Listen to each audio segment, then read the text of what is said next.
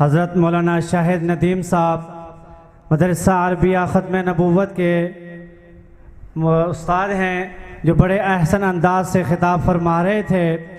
اب میں اپنے پروگرام کے مہمان خصوصی میں دعوت خطاب دیتا ہوں حضرت مولانا توصیف احمد صاحب کو کہ وہ آئیں، ہمارے دلوں کو منور فرمائے۔ ان کی آمد سے پہلے نعرہ تکبیر، تاجدار ختم نبوت۔ جو ساتھی دوار کے ساتھ بیٹھے ہیں ان سے گزارش ہے کہ آگے آگے آ جائیں، ہمت فرما لیں کہ آنے والے مہمان کو پریشانی نہ ہو۔ تاجدار ختم نبوت، عظمت صحابہ، عظمت اہل بیت، عظمت قرآن، تسی سارے مہمان زندہ آباد۔ نحمده ونصلي على رسوله الكريم، اما بعد فاعوذ بالله من الشيطان الرجيم، بسم الله الرحمن الرحيم۔ وقال الله تبارك وتعالى في القرآن المجيد والفرقان الحميد، اهدنا الصراط المستقيم صراط الذين أنعمت عليهم۔ وقال الله تبارك وتعالى في مقام آخر، ومن يطع الله والرسول فأولئك مع الذين أنعم الله عليهم من النبيين والصديقين والشهداء والصالحين وحسن أولئك رفيقا۔ وقال النبي صلى الله عليه وسلم، أنا حظكم من الأنبياء وأنتم حظي من الأمم۔ صدق الله العظيم وصدق رسوله النبي الكريم، ونحن على ذلك لمن الشاهدين والشاكرين، والحمد لله رب العالمين۔ محمد مصطفیٰ کہیے، احمد مجتبیٰ کہیے، محمد مصطفیٰ کہیے، احمد مجتبیٰ کہیے۔ خدا کے بعد بس وہ ہیں، پھر اس کے بعد کیا کہیے۔ شریعت کا ہے یہ اسرار کہ ختم الانبیاء کہیے، شریعت کا ہے یہ اسرار کہ ختم الانبیاء کہیے۔ محبت کا تقاضا یہ ہے کہ محبوب خدا کہیے۔ میرے محترم سامعین کرام، سب سے پہلے تو میں محترم جناب حضرت مولانا قاری محمد ابراہیم عثمانی صاحب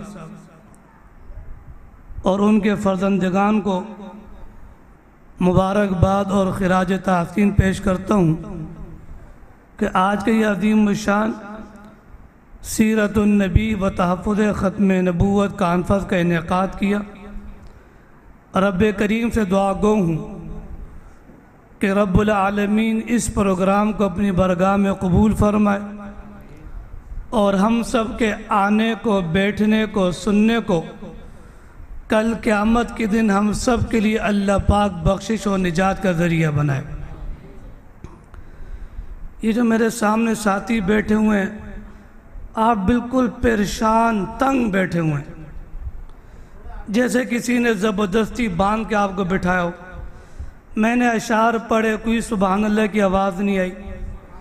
آپ لوگوں کے لیے دعائیں مانگی، کوئی آمین کی آواز نہیں آئی۔ اب بیان میں پھر کس کو کروں؟ جنات تو یہاں ہیں نہیں۔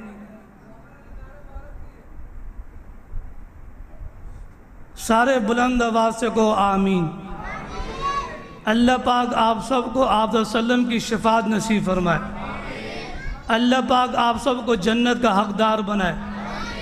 اللہ پاک ہم سب کو جنت کے باغ میں جمع فرمائے۔ اللہ پاک سب کی 4 شادیاں کرائے۔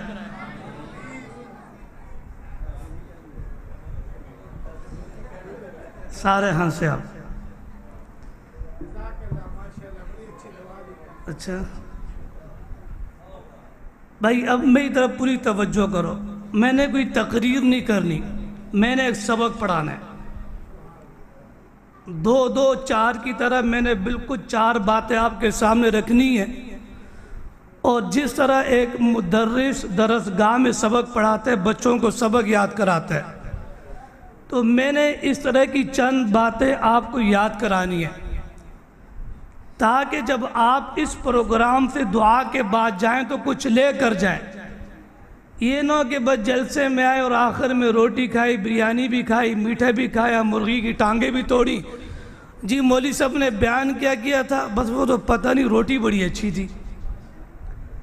تو میں نے 4 کی طرح آپ کو چند باتیں کرنی ہے، وہ آپ نے یاد کرنی ہے، ٹھیک ہے جی؟ بولیں جی، یاد کریں گے؟ پوری توجہ سے سنیں گے۔ آپ کی کانفرنس میں 3 عنوان ہیں، بنیادی طور پر 2 عنوان ہیں۔ کتنے؟ اگر آپ کو عنوان کا نہیں معلوم تو پہلے پینا فلیکس آپ پڑھ لیں، یہ پیچھے 2 لگے ہوئے ہیں، سارے دیکھ لو اس کو۔ پہلا عنوان کیا ہے؟ سیرت النبی۔ اس کے بعد آگے کیا لکھا ہے؟ تحفظ ختم نبوت۔ اب یہاں پر میں نے آپ کے سامنے ختم نبوت سے متعلق بنیادی بات کرنی ہے۔ یہ 2 الفاظ ہیں، ختم نبوت۔ اس میں پہلا لفظ نبوت کا معنی کے اعتبار سے پہلے ہم نبوت کو سمجھیں۔ دائیں طرف بھی بیٹھے ہوئے ہیں، السلام علیکم۔ اچھا جی، میں تھوڑا سا ادھر مڑ جاؤں نا تاکہ یہاں بھی توجہ رہے۔ ختم نبوت، ایک ہے نبوت، جب آپ کو نبوت کا مقام، نبوت کا مرتبہ، نبوت کی شان، نبوت کی عظمت سمجھ میں آ جائے گا تو اس کے بعد پھر ختم نبوت کے مقام کو سمجھنا آسان ہو جائے گا۔ نبوت کے مقام کو سمجھنے کے لیے اتنی بات کافی ہے کہ ہم سورہ فاتحہ میں اللہ پاک سے نماز میں یا غیر نماز میں جب قرآن مجید کی تلاوت کرتے ہیں تو ہم دعا مانگتے ہیں اہدنا الصراط المستقیم۔ آج تک ہم زبان سے رٹ کر یہ دعا پڑھتے رہے، لیکن آج اس کا ترجمہ اور معنی سمجھیں۔ ہم نے اللہ پاک سے دعا کی، یا الہ العالمین، آپ ہمیں صراط مستقیم کی ہدایت دیجئے، سیدھے راستے کی طرف ہمیں چلا دیجئے۔ آگے ہم کہتے ہیں صراط الذین انعمت علیہم، اب سیدھا راستہ ان لوگوں کا ہے جن پر آپ نے انعام کیا۔ اب آپ نے خود اپنی زبان سے کہہ دیا کہ جن لوگوں پر اللہ نے انعام کیا ان لوگوں کا راستہ وہ کون سا ہے؟ بولیں جی، سامنے والے بولیں، کون سا راستہ ہے؟ بلند آواز سے، سیدھا راستہ۔ اب یا اللہ آپ نے کن لوگوں پر انعام کیا؟ دوسری جگہ اللہ پاک نے ارشاد فرمایا فَأُولَئِكَ مَعَ الَّذِينَ أَنْعَمَ اللَّهُ، اللہ پاک فرماتے ہیں کہ جو بندہ اللہ کی اطاعت کرے گا، اللہ کے رسول کی اطاعت کرے گا، وَمَن يُطِعِ اللَّهَ وَالرَّسُولَ، جس نے اللہ کی اطاعت کی، اللہ کے رسول کی اطاعت کی، اللہ پاک فرماتے ہیں کہ اب میں اس اطاعت کرنے والے کو انعام دوں گا۔ یا اللہ کیا انعام دیں گے؟ اللہ پاک فرماتے ہیں فَأُولَئِكَ مَعَ الَّذِينَ أَنْعَمَ اللَّهُ، یہ جنہوں نے اطاعت کی، میدان محشر میں اور جنت میں ان اطاعت کرنے والوں کو اس جماعت کے ساتھ کھڑا کروں گا جس جماعت پر اللہ نے انعام کیا۔ اور ہم نے دعا بھی یہ مانگی تھی کہ سیدھا راستہ ان لوگوں کا جن پر آپ نے انعام کیا، ہمیں اس راستے پر چلا دیجئے۔ اب وہ انعام یافتہ لوگ کون ہیں؟ اللہ پاک نے فرمایا فَأُولَئِكَ مَعَ الَّذِينَ أَنْعَمَ اللَّهُ، جن پر اللہ نے انعام کیا وہ جماعت کون سی ہے؟ نمبر 1 من النبیین، انبیاء اکرام کی جماعت۔ نمبر 2 والصدیقین، صحابہ اکرام کی جماعت۔ نمبر 3 والشہداء، شہداء کی جماعت۔ نمبر 4 والصالحین، اللہ کے نیک بندوں کی جماعت۔ تو اللہ پاک نے اس آیات کریمہ میں 5 جماعتوں کا ذکر کیا۔ کتنی؟ 5 کا کیا؟ 4 کا یا 5 کا؟ جی بیدار ہے نا، میں یوں امتحان لوں گا۔ یہ 5 والے سو ہیں، کتنے کا؟ نمبر 1 انبیاء کی جماعت، نمبر 2 صحابہ کی جماعت، نمبر 3 شہداء کی جماعت، نمبر 4 اللہ کے نیک بندوں کی جماعت۔ یہ 4 جماعتوں کا اللہ نے ذکر کیا۔ اب میں نتیجے کی بات کرنے لگا ہوں۔ صالح کون ہوتے؟ اللہ کا نیک بندہ۔ جہاں پر ایک صالح کا، نیک بندوں کا، ولایت کا، قطب اور ابدال کا اس مرتبے کی انتہا ہوتی ہے، وہاں سے شہید کے درجے کی ابتدا ہوتی ہے۔ جہاں پر ولایت کی انتہا ہوتی ہے، وہاں سے کس کے مرتبے کی ابتدا ہوتی ہے؟ بولیں، شہید کی۔ اور جہاں پر شہید کے مرتبے کی انتہا ہوتی ہے، وہاں سے ایک صحابی کے درجے کی ابتدا ہوتی ہے۔ اور جہاں پر صحابیت کے مقام کی انتہا ہوتی ہے، وہاں سے نبوت کے مقام کی ابتدا ہوتی ہے۔ یہ نبوت کا مقام ہے۔ اور جہاں پر نبوت کے مقام کی انتہا ہوتی ہے، وہاں پر پاک پیغمبر صلی اللہ علیہ وسلم کے مقام کی ابتدا ہوتی ہے۔ اور جہاں پر تمام کمالات نبوت کی انتہا ہوتی ہے، وہاں سے پاک پیغمبر صلی اللہ علیہ وسلم کی ختم نبوت کے مقام کی ابتدا ہوتی ہے۔ نمبر 2 یہ نبوت کا مقام کیا ہے؟ کیا ہر بندہ نبی بن سکتا ہے؟ اس کے لیے اللہ نے کوئی معیار بنایا بھی ہے، انبیاء کے لیے کوئی ضابطہ بھی ہے۔ جب ہم قرآن مجید کا مطالعہ کرتے ہیں تو نبی کو اللہ پاک نے خصوصیات دی ہیں، اوصاف دی ہیں، نمایاں امتیازات دی ہیں، جس کی وجہ سے نبی کا مقام ایک عام انسان سے ممتاز ہو جاتا ہے۔ کیوں ممتاز ہوتا ہے؟ اس لیے کہ نبی خالق اور مخلوق کے درمیان یہ رابطے کا ذریعے نبی اللہ کے پیغام کو لیتے ہیں، آگے مخلوق تک پہنچاتے ہیں، تو نبی خدا کا ترجمان ہے۔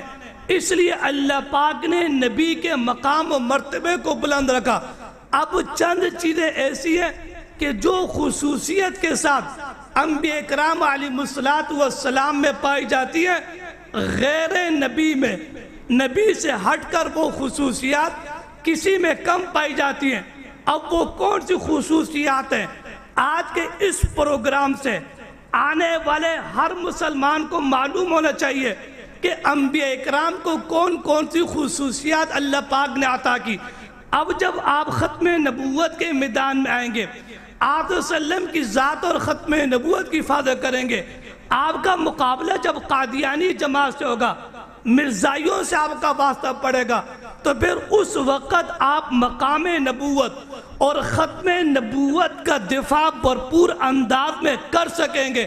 یہ تب ہوگا جب آپ کو معلوم ہوگا۔ میں نے چند چیزیں انگلیوں میں بتانی ہیں، آپ نے ان چیزوں کو میرے ساتھ دہرانا بھی ہے اور اس کو بھی یاد کرنا ہے۔ نمبر 1 پہلی چیز جو اللہ پاک نے انبیاء اکرام کو عطا کی وہ یہ تھی کہ انبیاء اکرام کی عقل وہ کامل تھی۔ عقل کیا تھی؟ بولیں جی بلند آواز سے۔ نبی کی عقل کیا ہوتی ہے؟ کامل ہوتی ہے۔ اللہ نے قرآن میں کہہ دیا وَمَا أَنْتَ بِنِعْمَتِ رَبِّكَ بِمَجْنُونَ وَمَا صَاحِبُكُم مِّن جِنَّةٍ بَلْ جَاءَهُم بِالْحَقِّ أَمْ يَقُولُونَ بِهِ جِنَّةٌ۔ قرآن مجید کی ان آیات نے واضح کر دیا نبی کبھی مجنون نہیں ہوتا، نبی کبھی دیوانہ نہیں ہوتا، نبی کبھی عقل سے فارغ نہیں ہوتا۔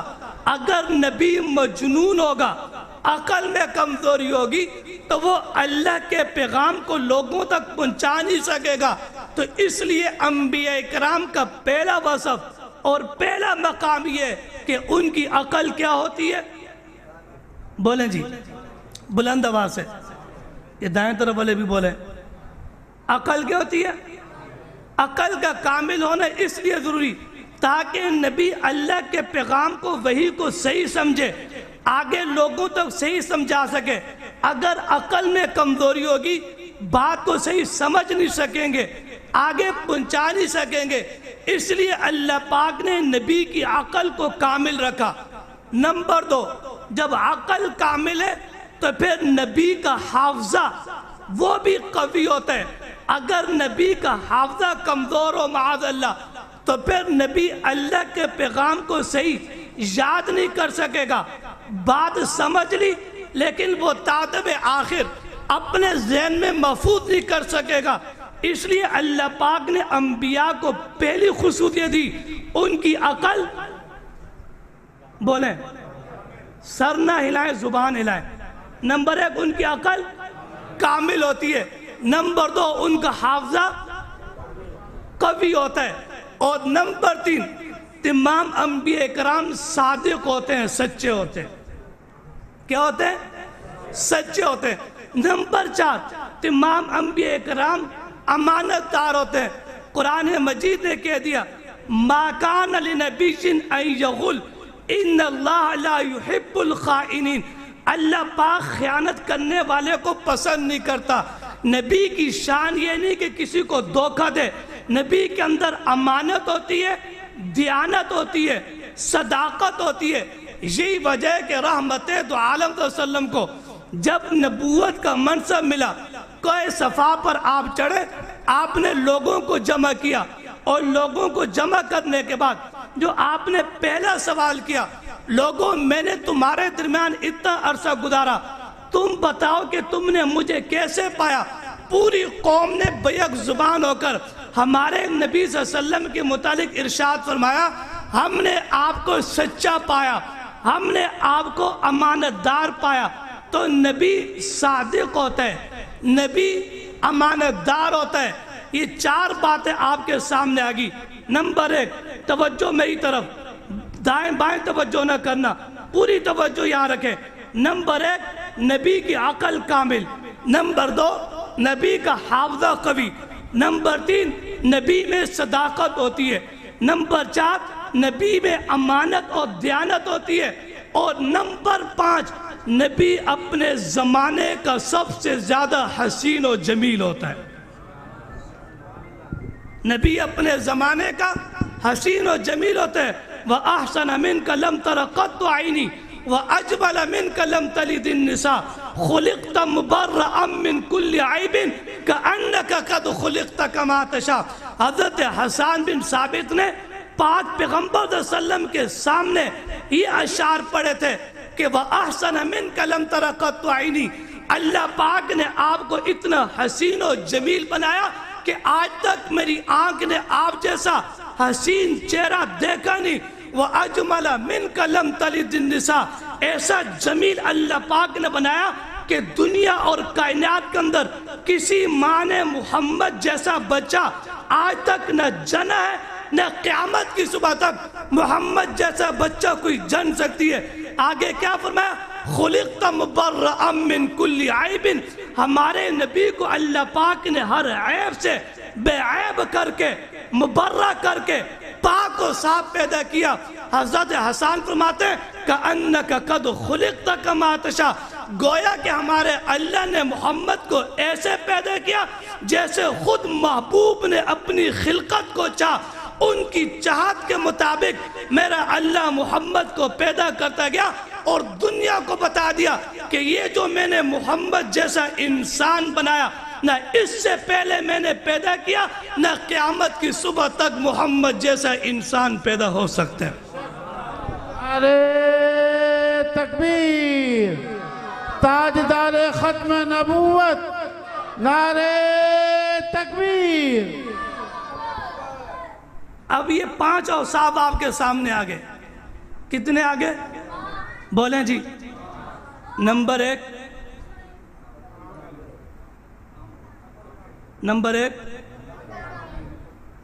بعض ساتھی یوں میرے سوال کا جواب دے رہے ہیں، ہاتھ اٹھا رہے ہیں، اور بعض ساتھی یوں کر رہے ہیں، اور خدا کے بندو زبان سے جواب دو. نمبر 1، یہ میری باتیں جب تمہارا مرزائیوں سے واسطہ پڑے گا نا اور وہ کہیں گے ہم مرزا قادیانی کو نبی مانتے ہیں، پھر تمہیں یہ باتیں سمجھ میں آئے گی. پھر تم قاری ابراہیم صاحب کو کہو گے حضرت کب وہ جلسہ ہو رہا ہے، پچھلی دفعہ تو ہم سے غلطی ہوگی، وہ مولوی کی باتیں ہم نے توجہ دے سنی نہیں، دوبارہ اس کو بلاؤ تاکہ وہ ہمیں سبق پڑھائے. کہوں کہ 46 اڈے میں ایک ہوٹل پہ ہمیں 4 مرزائی مل گئے تھے، ان سے ہماری بات چل پڑی تو پھر ہم جواب نہ دے سکے. یہ 5 باتیں یاد کریں. کسی مرزائی کو تم مرزا کو نبی مانتے ہو، نبی کی پہلا وصف یہ ہے اس کی عقل، دوسرا وصف جی، تیسرا وصف، چوتھا امین، 5واں حسین و جمیل. مرزا غلام قادیانی اس کی عقل کے کیا کہنے، سیدھے پاؤں کا جوتا الٹے پاؤں میں، الٹے پاؤں کا جوتا سیدھے پاؤں میں، ایک ہی جیب میں گڑ بھی اور ایک ہی جیب میں استنجا کے ڈیلے بھی پتھر بھی. کبھی ایک ہی جیب میں بندہ ڈیلے بھی رکھے. نعرہ تکبیر. حضرت مولانا قاری احمد علی ندیم صاحب، نعرہ تکبیر.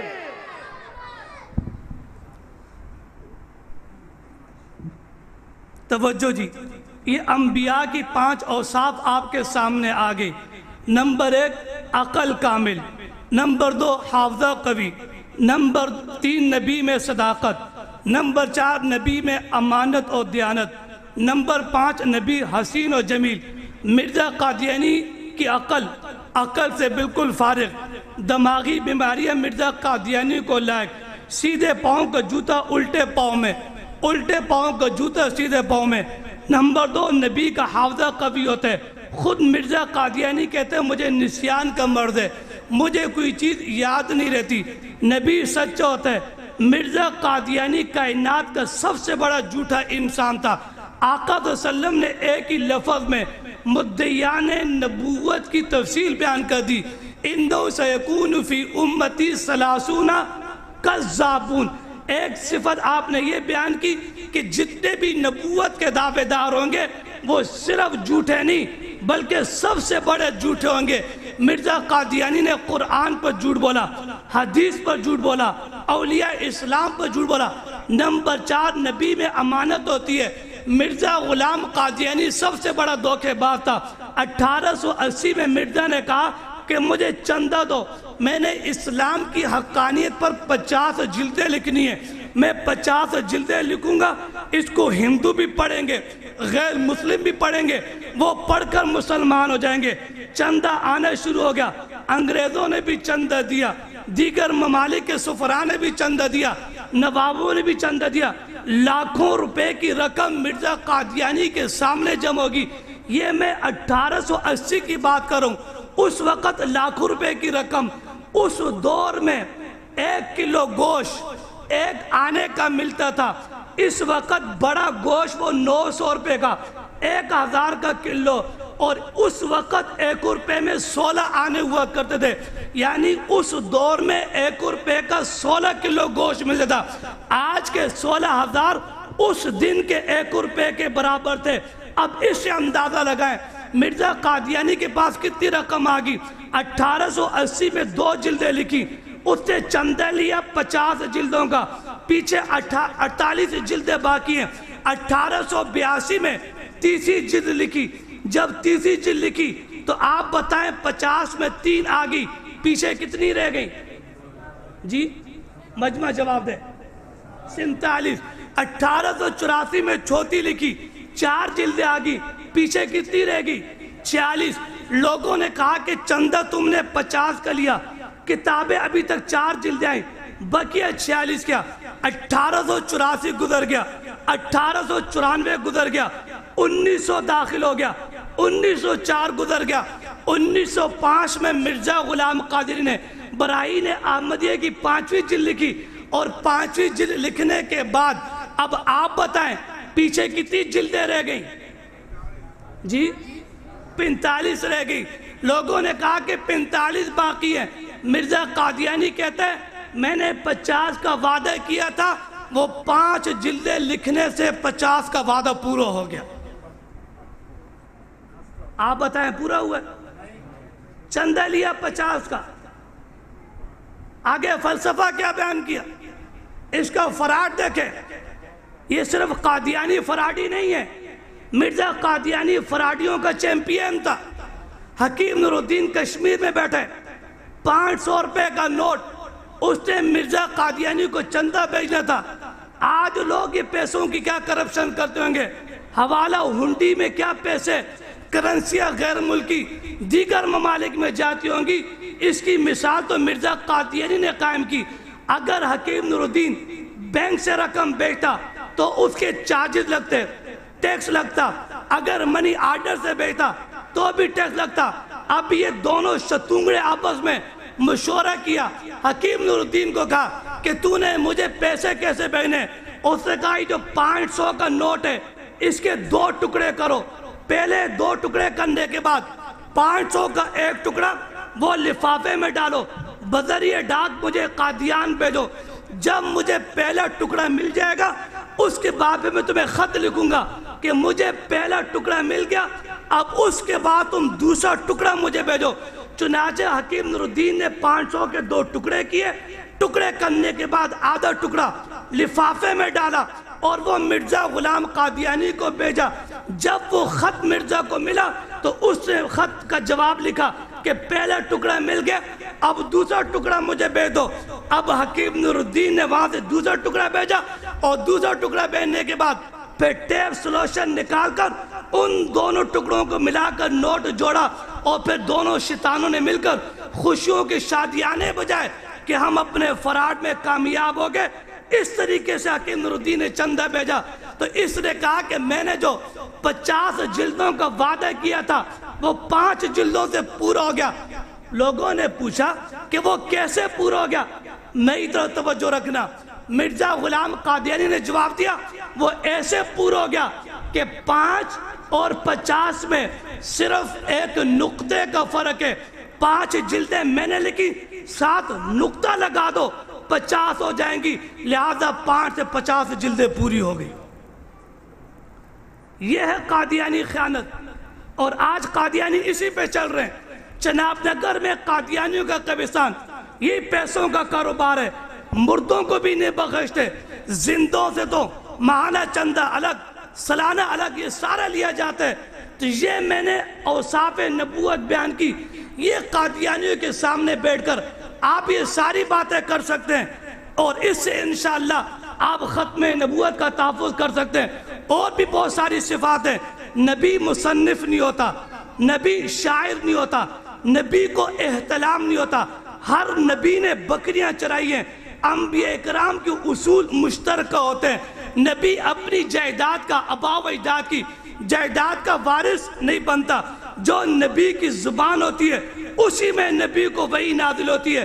انبیاء پر فرشتے لانے والے وہ حضرت جبرائیل ہوتے ہیں، نبی مرد ہوتے ہیں، کبھی عورتوں میں نبی نہیں آئی، نبی بہادر ہوتے ہیں۔ الذین یبلغون رسالات اللہ ویخشونہ ولا یخشون احدا الا اللہ۔ نبی کو کبھی احتلام نہیں ہوتا، نبی خیانت نہیں کرتا۔ جہاں نبی کا انتقال ہو جائے وہی جگہ نبی کا مدفن بنتی ہے۔ یہ مقام اللہ نے انبیاء کو دیا۔ مرزا نے 80 کتابیں لکھی، یہ 80 کتابیں مرزا کے جھوٹ ہونے کی دلیل۔ نبی کسی کا شاگرد نہیں ہوتا، مرزا کے 4 استاد تھے، وہ اس کے کان بھی پکڑتے تھے، اس کو مرغا بھی بناتے تھے، اس کو ٹھٹے بھی لگاتے تھے۔ یہ اس کے جھوٹ ہونے کی دلیل ہے۔ نبی شعر و شاعری نہیں کرتا۔ مرزا قادیانی کی اشعار کی، صرف اشعار کی نہیں بلکہ عشقیہ، رنگین مزاج، سب سے بڑا لونڈے باز تھا، اس نے عشقیہ شاعری لکھی۔ یہ اس کے جھوٹ ہونے کی دلیل ہے۔ اور جو نبی کی زبان ہوتی ہے اس پر نبی کو وحی نازل ہوتی ہے، اور وحی لانے والے حضرت جبرائیل ہوتے ہیں۔ اور مرزا قادیانی کے فرشتے خراتی، مٹھن لال، درشنی، اور ایک فرشتے کا نام ٹیچی ٹیچی۔ کیا نام تھا مرزا قادیانی کے فرشتے کا؟ اور چھوٹے بچے کیا نام تھا؟ ٹیچی ٹیچی۔ اور وحی کیا آ رہی ہے؟ کبھی اردو میں، کبھی عربی میں، کبھی انگریزی میں، کبھی مرزا قادیانی کو وحی آ رہی ہے غصم غصم غصم، اب اس کا کیا معنی ہے؟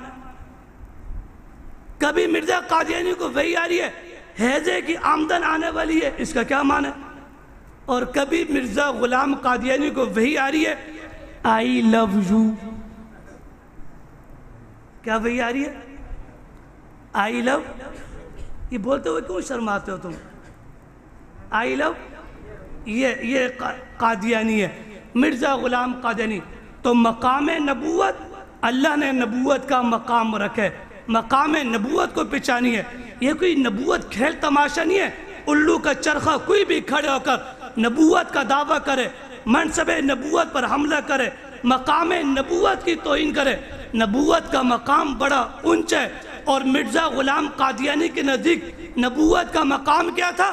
مرزا قادیانی کہتے ہیں ایک بندہ بھنگیو، لوگوں کی گندگی اٹھاتو، غلاظت اٹھاتو، نجازت اٹھاتو، کئی مرتبہ وہ چوری میں بھی پکڑا گیا، کئی مرتبہ زنا میں بھی پکڑا گیا، اس کو کوڑے بھی لگے، وہ جیل میں گرفتار بھی ہو، اور اس کے بعد وہ توبہ کر لے، اور توبہ کے بعد وہ معافی مانگ لے، اور پھر وہ کیا نام ہے اعمال صالح اختیار کر لے، تو مرزا قادیانی کہتے ہیں کہ ایسا بندہ بھی نبی بن سکتا ہے، معاذ اللہ۔ تو یہ مقام نبوت سمجھ میں آگیا آپ کو؟ انبیاء کرام کو اللہ نے مقام دیا۔ مجھے معلوم ہے کہ اب وہ سگنل اشارہ ملنے والا ہے، میں اپنی گفتگو سمیٹتا ہوں۔ آخری بات اور ذہن میں رکھیں، ختم نبوت سے متعلق صرف اپنے ایک مسلمانوں کو 2 اور 2 4 کی طرح ایک مثال کے ذریعے سمجھانا چاہتا ہوں۔ جب ہم اپنے مسلمان کو کہتے ہیں جی قادیانیوں کا بائیکاٹ کرو، مرزائیوں کا بائیکاٹ کرو، ان کی مصنوعات کا بائیکاٹ کرو، تو ہمارا مسلمان کیا کہتا ہے؟ توجہ ہے؟ توجہ ہے آپ کی؟ ہمارا مسلمان کہتے ہیں مولوی صاحب آپ یہودیوں کی مصنوعات استعمال نہیں کرتے،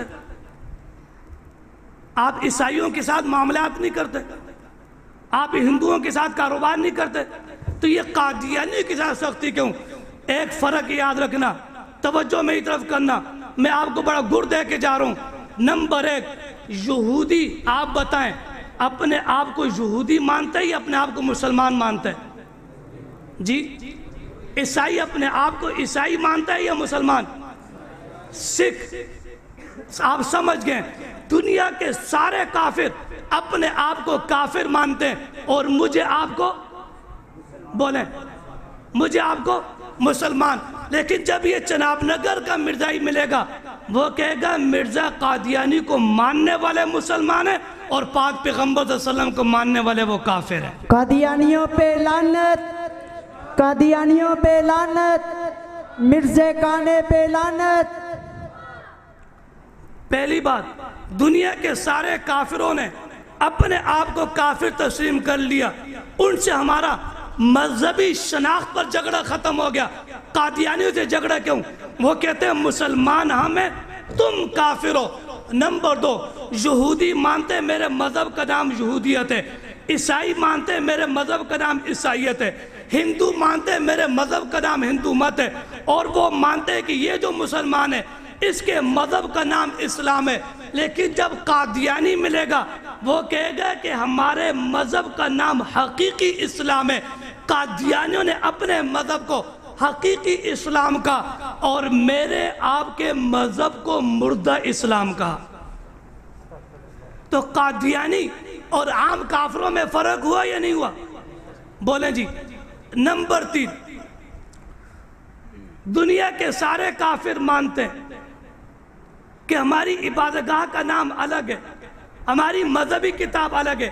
یہودی کہتے ہیں میری کتاب کا نام تورات ہے، عیسائی کہتے ہیں میری کتاب کا نام انجیل ہے، ہندو کہتے ہیں میری کتاب کا نام وید ہے، سکھ کہتے ہیں میری کتاب کا نام گرنتھ ہے، اور وہ مانتا ہے کہ قرآن مجید کس کی کتاب ہے؟ مسلمانوں کی۔ لیکن یہ چناب نگر کا مرزائی ملے گا، یہ کہے گا مرزا قادیانی پر جو وحی نازل ہوئی یہ حقیقی قرآن ہے، اور معاذ اللہ یہ مرزا بشیر الدین محمود کا حوالہ ہے کہ آپ صلی اللہ علیہ وسلم پر جو قرآن نازل ہوا معاذ اللہ یہ مردہ قرآن ہے۔ میرے محترم سامعین اکرام، آخری بات، مولانا محمد یوسف لدھیانوی شیخ ملا ایک مثال دیا کرتے تھے، اسی پر بات کو ختم کرتا ہوں۔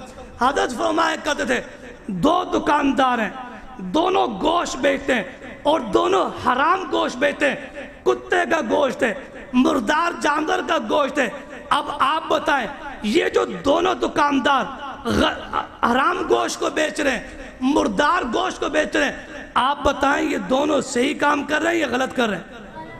جی غلط کام کر رہے ہیں۔ لیکن ایک دکاندار حرام گوشت کو بیچتے ہیں حرام کے نام سے، اور اس کے مقابلے میں دوسرا دکاندار حرام کو بیچتے ہیں حلال کے نام سے، ایک مردار کو بیچتے ہیں مردار کے نام سے، ایک مردار کو بیچتے ہیں حلال کے نام سے۔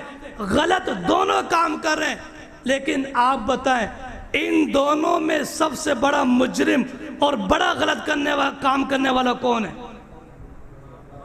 یہ عوام نے جواب دینا ہے، علماء نے نہیں۔ جی جو حرام پر حلال کا لیبل لگا رہے یہ بڑا مجرم ہے۔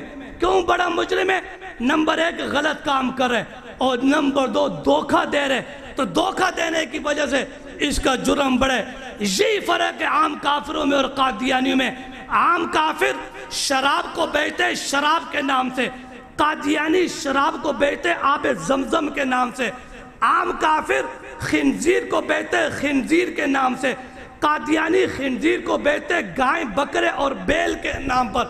دنیا کے سارے کافر زہر کو بیچتے زہر کے نام پر، قادیانی زہر کو بیچتے دوائی اور میڈیسن کے نام پر۔ دنیا کے سارے کافر تلوار کو لے کر سامنے سے آ کر مسلمان پر حملہ کرتے ہیں، قادیانی آپ کی بغل میں بیٹھ کر آپ کے کھانے میں زہر ملا کر آپ پر حملہ کرتے ہیں۔ دنیا کے سارے کافر سامنے سے آ کر اسلام کی عمارت پر نقب لگا کر اسلام پر حملہ کرتے ہیں، قادیانی آپ کی بغل میں بیٹھ کر اندر گراؤنڈ وہ سرنگ اور خندق کھود کر وہ اندر سے دیمک کی طرح اسلام کی عمارت کو چاٹتے ہیں، ختم کرتے ہیں۔ یہ فرق ہے عام کافروں میں اور قادیانی میں۔ اب آپ بتائیں ان چیزوں سے، ان مثالوں سے، میری اس گفتگو سے اب آپ کے سامنے یہ بات واضح ہوئی یا نہیں کہ عام کافرے میں اور قادیانیوں میں آسمان زمین کا فرق ہے یا نہیں؟ اب کل کو کوئی مسلمان کسی مولوی کو یہ تو نہیں کہے گا مولوی صاحب مرزائیوں پر سختی کیوں، یہودیوں کی دوائیاں مصنوعات عام کافروں کی مصنوعات استعمال کرتے ہیں، قادیانیوں پہ سختی کیوں؟ اب یہ فرق آپ کو معلوم ہو گیا یا نہیں ہوا؟ جی ہو گیا۔ اب معلوم ہونے کے بعد کیا کرنا ہے؟ اس کو اپنے دل کے اندر چھپا کے رکھنا ہے، 46 ہٹے میں کسی کو نہیں بتانا، کسی مسلمان کو تبلیغ نہیں کرنا، FIR کٹ جائے گی۔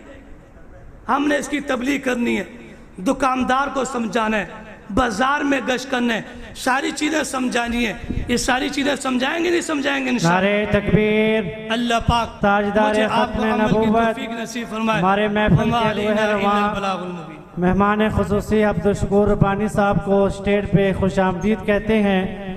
ہمارے انٹرنیشنل ختم نبوت موومنٹ ضلع پنجاب کے صدر حضرت مولانا قاری احمد علی ندیم صاحب کو خوش آمدید کہتے ہیں، اور ان کے صاحبزادے قاری محمد احتشام الحق معاویہ صاحب کو خوش آمدید کہتے ہیں۔ دل کی عطا گرائیوں سے ان کو خوش آمدید کہتے ہیں۔